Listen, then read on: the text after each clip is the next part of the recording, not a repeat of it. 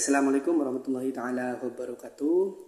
Perkenalkan, nama saya Jaludin Bayu Pamungkas dari Prodi Ekonomi Syariah kelas A. Tugas peta konsep, yang mana peta konsep ini tentang bisnis ya teman-teman, yaitu pada mata kuliah pengantar bisnis dan manajemen. Yang langsung saja, yang pertama-tama marilah kita panjatkan puja dan puji syukur kita ke atas kehadirat Allah Subhanahu wa taala, yang mana kita bisa bertatap muka secara online.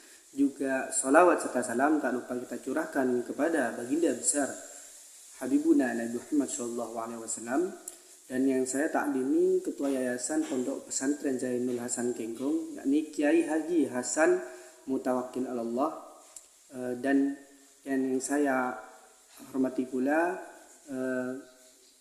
Rektor Universitas Zainul Hasan Kenggong, yakni Bapak Aziz Abdul Wahab MAG, juga Dekan Bapak Nuntufa MM, dan juga Kaprodi yang terhormat yakni Bapak Abdul Ghafur ME, juga dosen pengampu mata kuliah pengantar bisnis dan manajemen yakni Ibu Nurul. Langsung saja tanpa berlama-lama saya akan membutulkan peta konsep yang mana cukup simpel dan yang menurut saya cukup simpel ya, yang ada di sisi kiri saya. Ini adalah sebuah bisnis, yang mana bisnis itu pasti ada di tengah-tengah. Peta konsep pastinya gambar yang paling besar itu ada di tengah. Yang mana di sini menjelaskan ada 4 ya teman-teman. Di sebelah sini yaitu ada modal, skill, potensi diri, dan mental. Yang pertama yaitu modal. Yang mana sebuah usaha, kita ingin membangun usaha di situ pastinya kita perlu modal. Yang mana modal ini yaitu berupa nominal uang. Nominal uang sendiri bisa kita dapat, tidak harus kita berusaha atau kerja kepada orang terlebih dahulu, tapi kita bisa secara instan, yaitu minjam dulu ke bank, kita berusaha untuk mendapatkan modal tersebut. Karena modal ini cukup penting untuk membangun sebuah usaha. Dan yang kedua, skill. Yang lebih penting daripada sebuah modal yaitu skill. Ketika kita mempunyai modal tapi kita tidak mempunyai skill, itu percuma teman-teman. Tapi kalau kita mempunyai skill tapi pas kita mempunyai modal, itu akan lebih terlihat kita itu gampang untuk mencari uang tersebut, dan kita bisa dipercayai. Contohnya kita meminjam uang kepada teman, karena kita mempunyai skill, akhirnya dipercaya oleh teman untuk meminjamkan modal. Lebih berani itu. Beda dengan hanya memiliki modal tapi tidak mempunyai skill, itu terlihat tidak akan berani untuk mengambil sebuah resiko.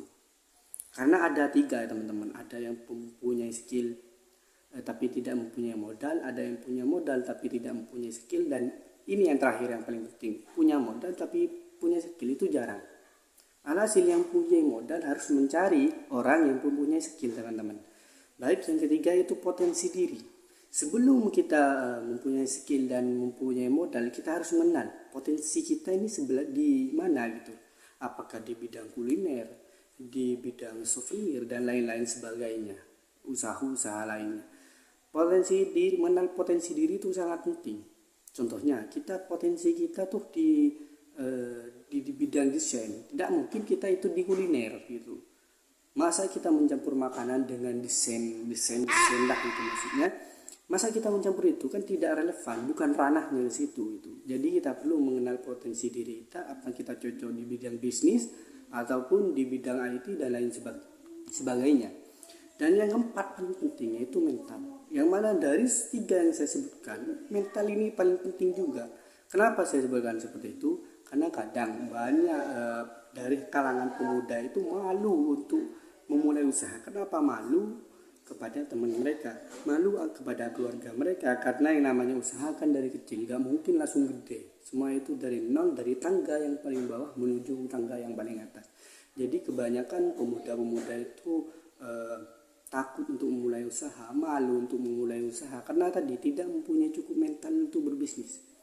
Jadi ketika kalian itu takut, berarti kalian tidak mau atau tidak memiliki mental bisnis, tidak mau untuk berusaha di situ. Sekian dari saya, mohon maaf kalau ada perkataan maupun salah ucapan.